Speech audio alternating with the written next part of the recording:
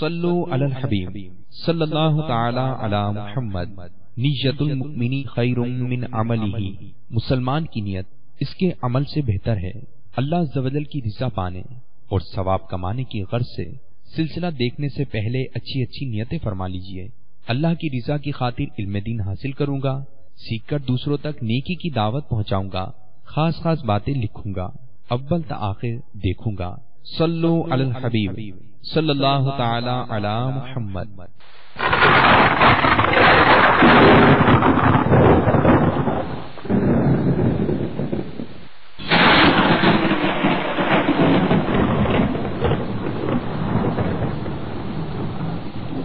अल्हम्दुलिल्लाहि रब्बिल आलमीन। अस्सलातु वस्सलामु अला सय्यिदिल Mursaleen.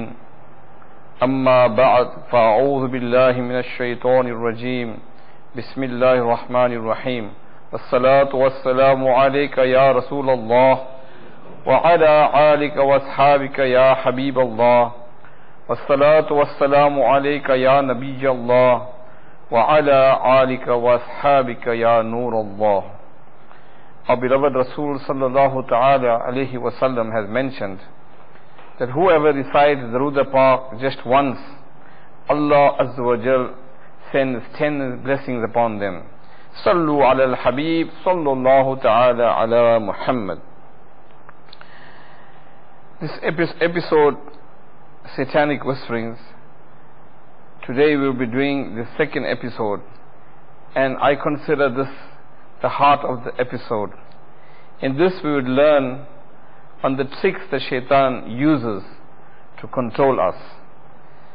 So I appeal to you not to let Shaitan deceive you even now, and that you should see this episode from the start to the finish. Whatever you're doing, try and stop whatever you're doing and pay attention to this episode, because in this we will show you the tricks of Shaitan and show you how you can try and protect yourself from his tricks. Shaitan has many weapons to trap us. And if you look at all the problems that we have today, you find amongst the biggest problem is depression. You find so many people suffering with depression. And also increase in hatred, increase in anger, increase in suspicion, pride. And this causes people to commit violent crimes, and you find even crime is increasing, violent crime is increasing, and even things like people committing suicide, even this is on the increase. You find people becoming depressed so much that they take their own lives. And you hear so often that people kill even someone that's close to them. How many times you have heard of people killing their own parents? And when you question them, you hear this when they appear in court and they're questioned on why did you do this? And you'll often hear they say, we heard whispers in our heads. And some even claims that Shaitan, Satan made me do it. And you also find amongst Muslims these days, there's so much conflict, even you find between brothers, between cousins, between close relatives. And Shaitan is working on this common human weakness, that he makes us assume things, especially negative things, without verifying facts. And thus he infuses suspicion and doubts in the hearts of Muslims, and make us start thinking badly about others just by hearing something, without wanting to verify it. And thus you find how Shaitan makes brother turn against brother. And you find this is very, very common, and this is all for materialistic purposes. And another very common thing you find these days is how Shaitan sows discord, the seed of discord between husband and wife. And Satan considers sowing the seed of discord between husband and wife as one of his greatest achievements. And we notice increase in divorce, in talaq amongst Muslims. And this is and should be a cause of great concerns. This is leading to a situation that is so common in the West, And we seeing that amongst Muslims, single parents, broken homes, with broken homes which we don't understand and don't realize the broken lives of innocent children.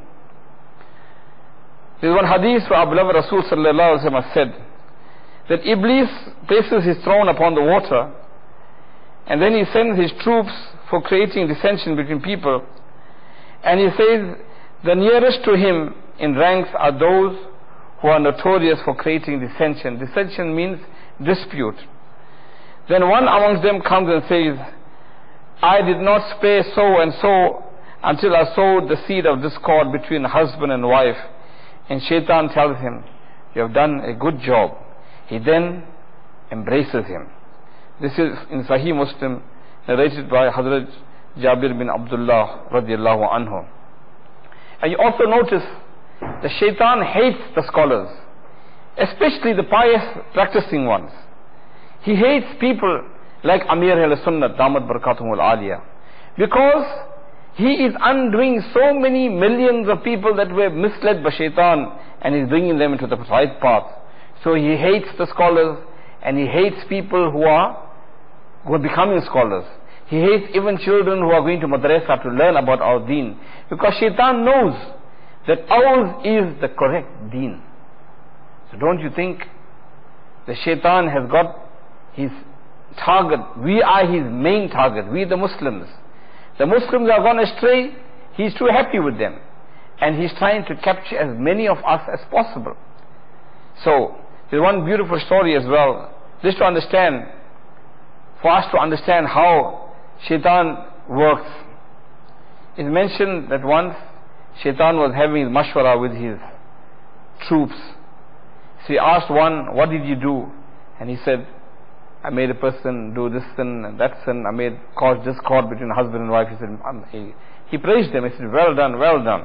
Then one Shaitan came to him and said, I saw a little child going to the madrasa, and I distracted him and made him play, and I prevented him from going to the madrasa. So Shaitan was so happy. He grabbed him, embraced him and said, sit next to me. The others, they were surprised. They said, we did such a terrible thing. I made a person give his wife talaq. I made a person do this. And he said, you don't understand. He said amongst his troops, who of you know of a person who is an abid? Abid is a worshipper. And sometimes most of the abid are not so clued about, I don't have much knowledge about deen, but they are practicing. They do practice without not much knowledge. So one of the troop, one of the Shaitan, he said, I know of a person who always goes for tahajjud salah. So Shaitan said, let's all of us go. He said, I want to teach you about knowledge. So Shaitan approached this person who was rushing for tahajjud salah. He stopped him, and this person appeared annoyed. He said, what do you want from me? I'm rushing for tahajjud salah. He took out a small bottle and he showed it to him. He said, can Allah Azza wa Jal put the whole universe into this bottle? The person looked at Shaitan. He said, how stupid are you? How can Allah Azza wa Jal put the world in this bottle? So Shaitan, okay, carry on, you go. So he told the other Shaitan, see, he told his other troops, this person lost his iman. Now he can go on making tahajjud salah, is going to have no benefit because of what he said. Now he asked the Shaitan, he said, his troops, do you know of a person who's a scholar? And one person, he said, yeah, I know of a person. So they rushed to that place, and again Shaitan appeared in front of him, and he was rushing for Fajr Jamaat. So Shaitan stopped him. He said, can I take some of your time? He said, listen, I'm rushing for Fajr. So he said, okay, just answer me this one question. He took out the bottle. He said, can Allah Azza wa Jal put the universe and this earth into this bottle?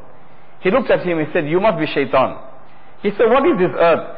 Allah Azza wa Jal, he takes the whole universe and many such universe and put it into the bottle. This is not beyond the power of Allah Azza wa Jal. Shaitan went away. And Shaitan said, can you see the difference? This is the difference. So can you see how Shaitan is aware that even young children who are going to madrasas can become a potential danger for him.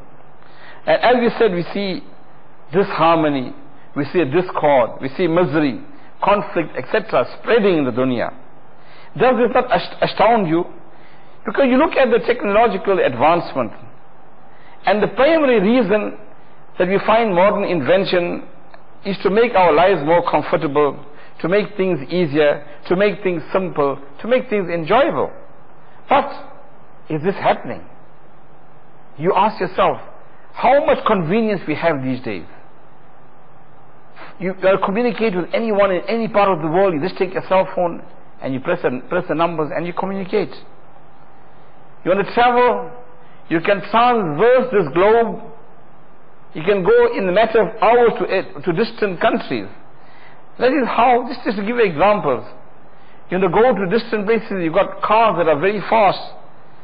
But you look at the times of our companions, the companions of our beloved Rasul sallallahu alaihi wasallam. May Allah Azza wa Jalla be pleased with them. How did they travel? On cars? Did they have cell phones? Did they have all the luxury that we had? No. They traveled on camels. They traveled on horses. And they went to hostile places. But look how successful they were in spreading the message of deen, spreading the message of Islam, spreading peace. When they went to foreign places, people accepted them because their lifestyle depicted Islam. They not only spoke Islam, they lived Islam. When people saw them, they embraced Islam. They showed love. They were sincere. They were only concerned about spreading the message of Islam, nothing else. They had no selfish motives, not to make the names bigger, not for financial gains. Everything they did was for the pleasure of Allah Azza wa Jal. And what they achieved in a short while is that Islam spread because of them throughout the world. If you see in history, you find, it's mentioned by the scholars, there were plus minus 120,000 companions at the time of our beloved Rasul sallallahu alaihi wasallam. Only plus minus 20,000 are buried around Makkah and Medina. The rest scattered throughout the world to spread deen. And that is why we are Muslims. Islam spread to every corner of the world. Even I am from South Africa. Islam came even to Africa and to South Africa. Alhamdulillah. So what does it tell you? That they were inspired by the Quran, the Holy Quran. They were inspired by the Sunnah of our beloved Rasul sallallahu alaihi wasallam, and they used these tools to spread the message. We have these tools in our hands. How fortunate we are that the book of Allah Azza wa Jal has been protected. Allah Azza wa Jal has guaranteed that the book, His book, the Quran, will not change, because Allah Azza wa Jal has guaranteed that. And the Sunnah of our beloved Rasul sallallahu alaihi wasallam is preserved. So we have Quran and Sunnah that hasn't changed. What has motivated and showed success we have in our hands. How come? With all this modern innovation, how quickly we can traverse this globe, yet we find that we are so slow, and that the message of Islam is not spreading. And unfortunately we find, because many of us have become tools of shaitan, that even if we are doing work for deen, we want to promote ourselves. When we give bayan, we want people to praise us. Whatever we do, so we don't do it for the pleasure of Allah Azza wa Jal. But in all this quagmire, we still find pious, true people. Alhamdulillah. The pious scholars, we still find them. We still find people like Amir al-Sunnat, who's got this pain for the ummah in his heart. And he is sending muballighs throughout the world. He's encouraging us to do nakiki dawah, to spread the word of Islam into the dark hearts. And alhamdulillah, we find that wherever Dawah Islami is active, that it is a force against shaitan.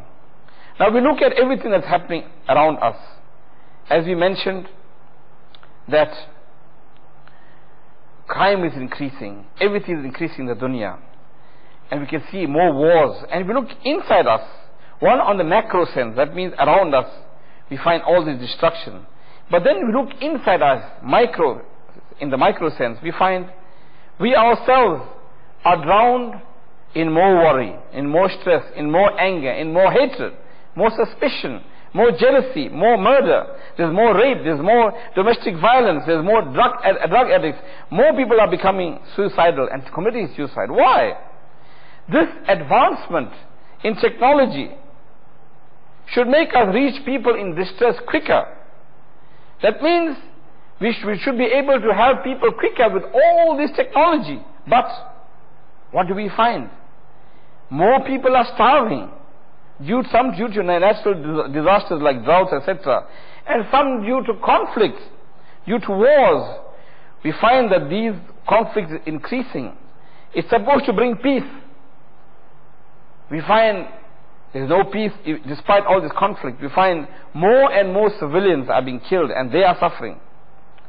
And then we also find the cost of everything going up, unemployment going up. But yet we see more and more innovation. These innovations should make our lives better. But this peace is just a dream. It's just an illusion. Yes, we find ourselves piling ourselves with more and more comfort, more and more innovative products. But why is it we can't have peace? Why is it there's still this conflict? Why is it there's so much? In fact, we find that the opposite is happening. We find that people are becoming more and more depressed. And you find how, as Muslims, we have been sent to make people's lives better, to show them the light. But we find ourselves caught up in the same mess. So, with all these, we find, especially in the advanced countries, you find more and more people becoming depressed, more and more people visiting psychiatrists and psychologists. And you find that this is a modern problem. All the psychologists will do is give you counseling and may give you tranquilizers, and that is how they treat this problem. That means they treat the symptoms and not the disease. You find, unfortunately, with all this depression, you find domestic conflicts, adultery, zina increasing. And you find that as Muslims we don't understand that committing zina, adultery, is a major sin. In Islam, the people involved, if they're married, they're supposed to be stoned to death. So it's not a minor thing. But you find because of the influence of Western life, you find that this is becoming common amongst Muslims as well. And when this happens, the very fabric of society is affected. Because you remember, families makes up communities, and that makes up societies, and we are involved in the community as families. So if the very fabric of the society, which is the family, if there is conflict, if there is a problem where the home breaks, due to, again, selfish reason, now you will understand that what causes this? The cause is nothing but allowing shaitan to enter our lives. And you will learn how shaitan causes this.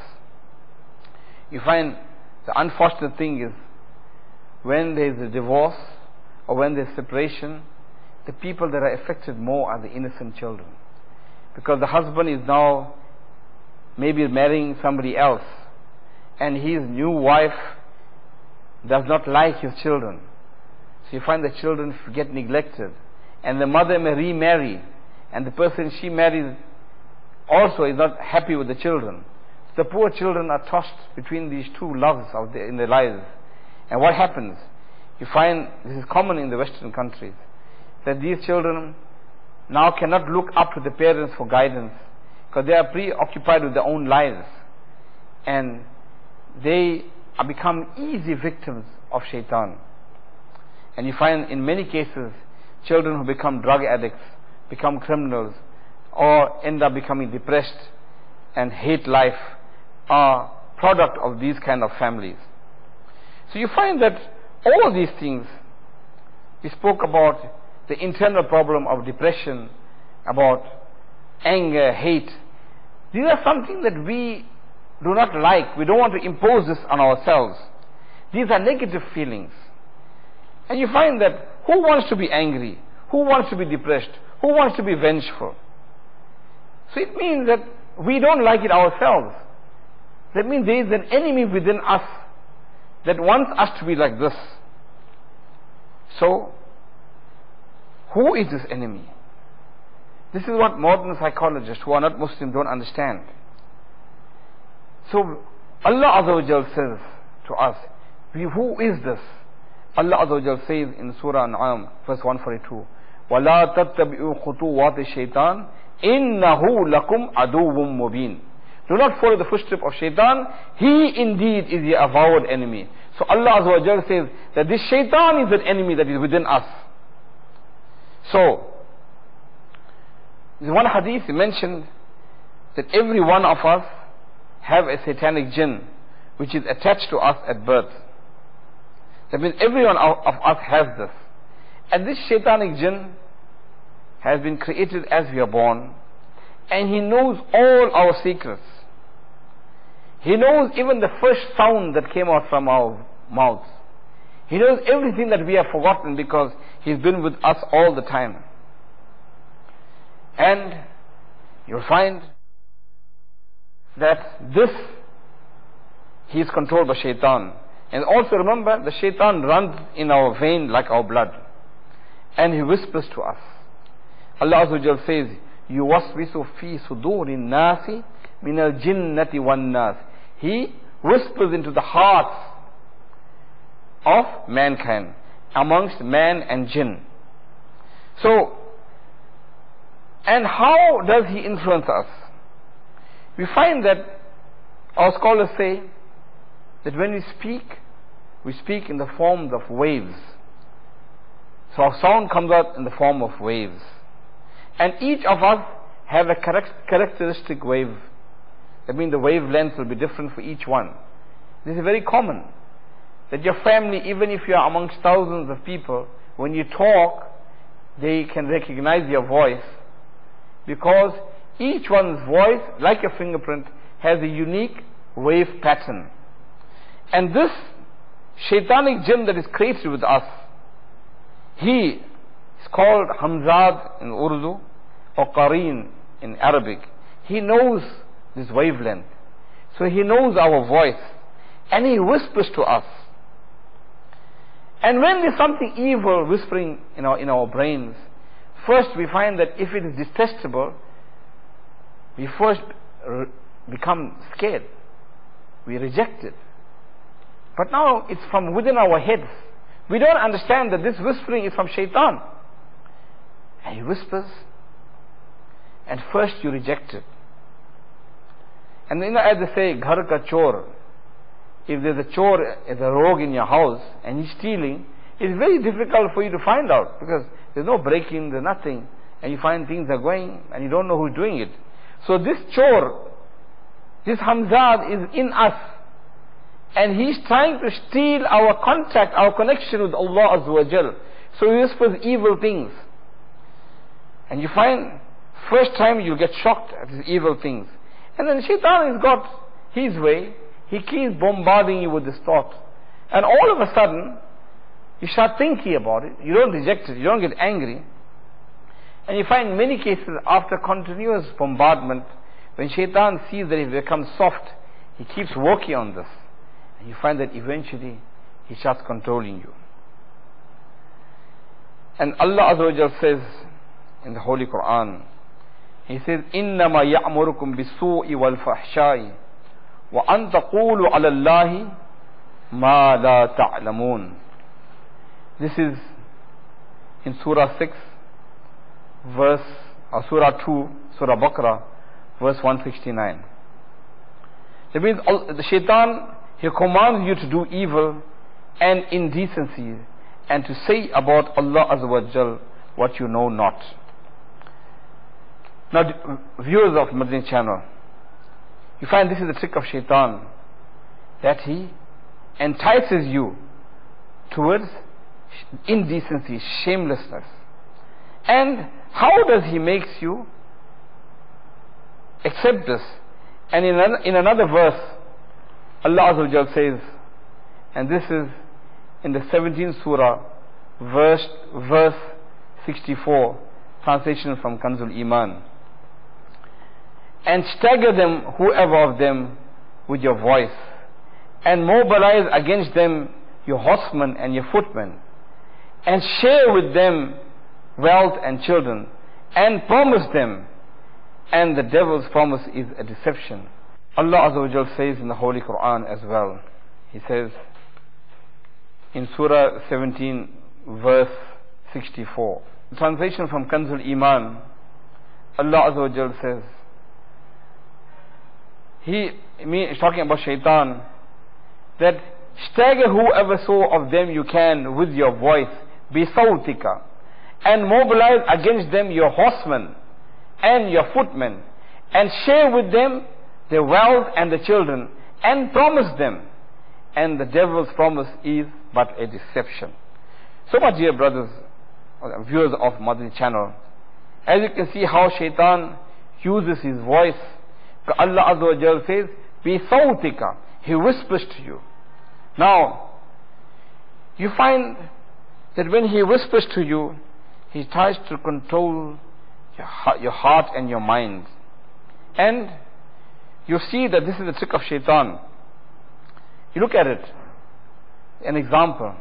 You find in Dawat Islami, especially for those who are practicing our Madani Na'amat, there's a lot of emphasis on controlling your gaze. And Allah Azza wa Jal says in the Holy Quran as well to the believing men and the believing women to cast your gaze downwards and protect your private part. So this is very important, because this is how you protect yourself from the tricks of shaitan. Imagine a young man not obeying Allah Azza wa Jal and looking all over, and he looks at a ghair mahram, and he gets attracted to her, and she looks at him. So shaitan, and imagine she's good looking, so shaitan will whisper in his mind, whether he is unmarried or married, he say, look how that beautiful woman is looking at you, and try and make him think that he is somebody. And he looks at her, and assuming she smiles at him, now shaitan works with her as well, and they may become attracted, because when shaitan makes them both look at each other, and some scholars have said this as well, they say shaitan runs in your veins faster than your blood, and then shaitan goes in your frontal part of your brains. There are nodes that controls your emotion, makes you angry, makes you happy, makes you excited, etc. So shaitan, once he sees this eye contact, and then he makes you become excited, and then you know what happens after that. And shaitan uses this to make them come together and do haram acts by her beauty. Can you see how shaitan, because of people not controlling the eyes, how shaitan causes problems, and how he causes divorces, how he causes talaq, how he causes broken homes. So these are something that we should think about in life, that if we do not obey Allah Azza wa Jal, and if we allow our eyes to be controlled by shaitan, then whatever we see with our eyes, that feeling goes into our hearts, and from there it feeds our brains, and you find that we constantly think about these kind of things that eventually causes problems, conflict in our homes, especially for those who are married. And you find that many people entertain these eyes of theirs by looking at evil things, and unfortunately they don't realize that in life you have two choices. This ni'mat, this gift of sight, can be used to get your place in Jannah, or you can abuse this ni'mat, this great gift of Allah Azza wa Jal, and use it for the pleasure of shaitan, and deny yourself the pleasure of Jannah. Imagine if you deny yourself the pleasure of Jannah, what's going to happen? In the qabr, You think when our beloved Rasul sallallahu alaihi wasallam comes into the qabr, he'll be pleased with you? So imagine abusing these eyes. How shaitan tricks us in using this ni'mat to make Allah Azza wa Jal and His beloved Habib sallallahu alaihi wasallam angry with us. Now imagine if you abuse his eyes, can you see Jannah? And he mentioned that the beauty in Jannah is such that even the smallest thing in Jannah cannot compare, and nothing in this dunya can compare with the smallest thing in Jannah, no matter how beautiful the thing is in Jannah. So it's something for us to think. Alhamdulillah, we find that in Dawud Islami, the emphasis of controlling our eyes, casting our eyes down, now it starts making sense. And in this series we'll learn many things on how to fight shaitan. So if you have learned one thing now, the one thing is to control your gaze, to cast your gaze downward. This was the sunnah of our beloved Rasul sallallahu alaihi wasallam. This is the practice of Amir al-Sunnat, Nigran Shura. You'll find on Madni channel. You find this message coming on over and over again on Madni channel. So if you travel on Madni Kafila, if you fill Madni Namat, you find that all these things will help you to understand, at least use this one tool against shaitan. And inshallah, in that way, we'll make our dunya and akhirah successful. Sallu ala al-Habib, sallallahu ta'ala ala Muhammad.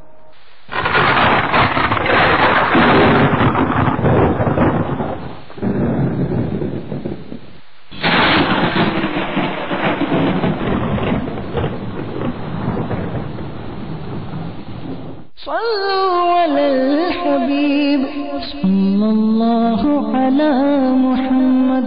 Please send us your views and ideas regarding the program which you have just viewed to the following email address: feedback@madanichannel.tv, or text to the following numbers: 030126127176 and 0312492139.